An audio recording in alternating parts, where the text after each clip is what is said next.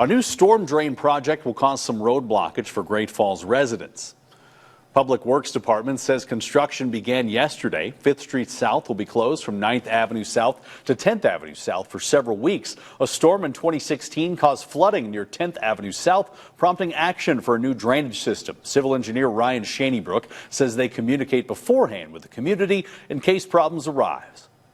We also send out letters to properties in the project area.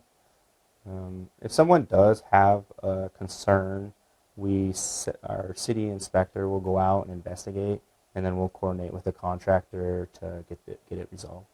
The storm drain project will take about 3 months to be complete.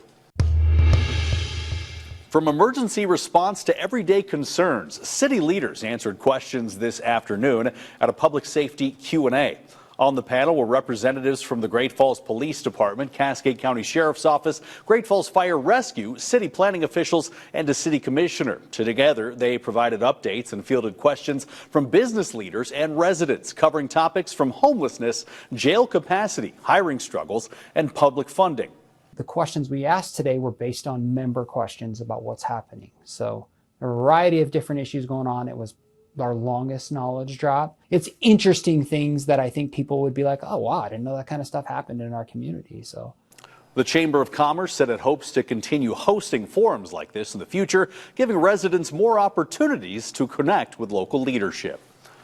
From Western history to contemporary art, the museums in Great Falls offer a rich history. Whether you're local or just passing through, these stops showcase stories, creativity, and heritage important to the region. MTN's Quentin Shores visited to learn more about the broader history. Yes, the line work. Now, to a tourist, Great Falls might seem like a type of town that doesn't have a lot going on, but a lot of our culture is preserved in our history and our art.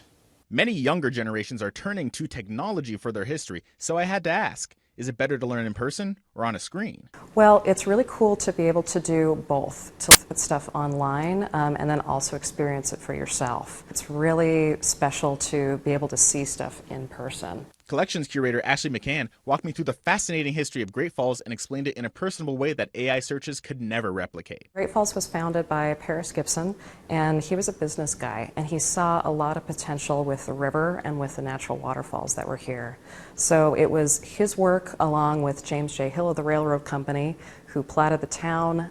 They advertised to businessmen, and they wanted Great Falls to be this metropolis on the Missouri River. But she's not the only history expert in Great Falls. Well, the C.M. Russell Museum is primarily focused on our namesake artist, Charlie Russell. We think the world of Charlie around here, and we'd love to share his art and his incredible story with audiences. The C.M. Russell Museum shows history through the lens of art and uses visual storytelling to captivate an audience. It's really important to have a museum like the Russell Museum here in Great Falls. It's something that we can all be really proud of, that Charlie Russell, an internationally known artist, lived right here. History may seem like ancient past, but these museums are always finding new ways to update and innovate. We're here inside of the Visible Vault, inside the Owen and Gail Robinson Research Center at the History Museum. The Visible Vault is a really cool space that showcases what we do behind the scenes at the History Museum. A very small percentage of what we have is ever going to be on display, and the Visible Vault highlights all the work that we do in the background to make sure that history is preserved. So ultimately, what makes history so important and necessary in today's society? Well, history enriches our lives. It is so cool to be able to walk down the street, look at a building and think to yourself, oh yeah, that was that Norwegian immigrant who came and set up a clothier shop, and this is that cool feature of the architecture that I learned about.